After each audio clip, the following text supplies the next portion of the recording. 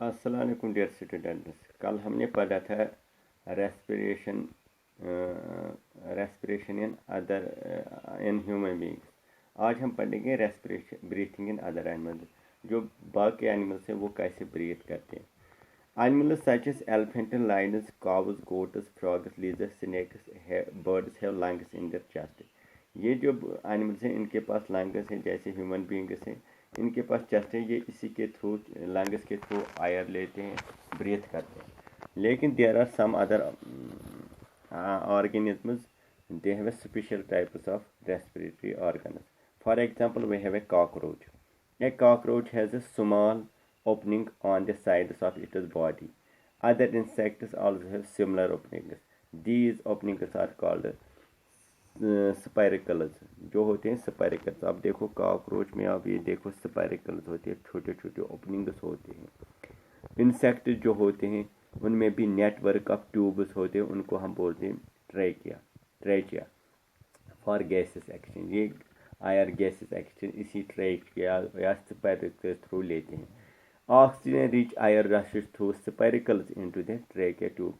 जो ऑक्सीजन होते हैं ये इन्हीं स्पाइरल्स के थ्रू ट्रैकियल ट्यूब में जाते हैं, फिर डिफ्यूज होते हैं into body and releases the every cell of the body.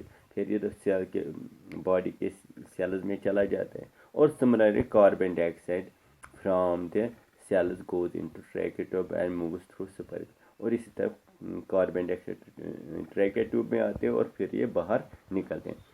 These air tubes or trachea are found only in insects, not in any other group of animals. ये सिर्फ insects में पाए। जो इंसेक्ट्स में होते हैं इसमें एक तो होते हैं स्पाइरिकल्स होते हैं और एक होते हैं ट्रैकियल ट्यूब, जिसके थ्रू ये गैसेस एक्सचेंज करते हैं। लेकिन हमारे पास एक और ऑर्गेनिज्म दैट इज अर्थवर्म।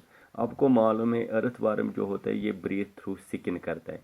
जो अर्थवर्म का स्किन होता है ये मॉइस्ट होता है, गीला होता है और स्लिमी होता है इन टच। तो गैसेस जो इजली वो एक्सचेंज होते हैं इसके थ्रू, स्किन के through. Frog have pair of lungs. Frog को लंग्स भी है और लाइक ह्यूमन बीइंग, लेकिन ये ब्रीथ थ्रू स्किन भी करते हैं which is moist and silkie. क्योंकि ये जो फ्रॉग है ये दो तरीके से रेस्पिरेट, एक तो लंग्स के ज़रिए और दूसरा है जब ये पानी में होता है तो ये स्किन के थ्रू करता है। ठीक है, अब हमारे पास है ब्रीथिंग इन अंडर वाटर। जो ऑर्गेनिज्म पानी में रहते हैं वो कैसे ब्रीथ आउट करते हैं। हमारे पास एक जो फिश होते हैं वो कैसे रेस्पिरेट, आपको मालूम है फिश की जो स्किन होते हैं यहाँ रेड कलर होता है, स्किन की एक मॉडिफिकेशन होती है रेड कलर, उनको बोलते हैं गिल्स। इन गिल में क्या होता है, ब्लड कैपिलरीज होती है, तो यहाँ से ही गैसेस एक्सचेंज होता है, ब्लड में ऑक्सीजन चला जाता है। आपको मालूम है आपने पढ़ा होगा gills are projections of the skin, और इसी के थ्रू ये ब्लड वेसल्स में ऑक्सीजन के थ्रू गैसेस एक्सचेंज करता है।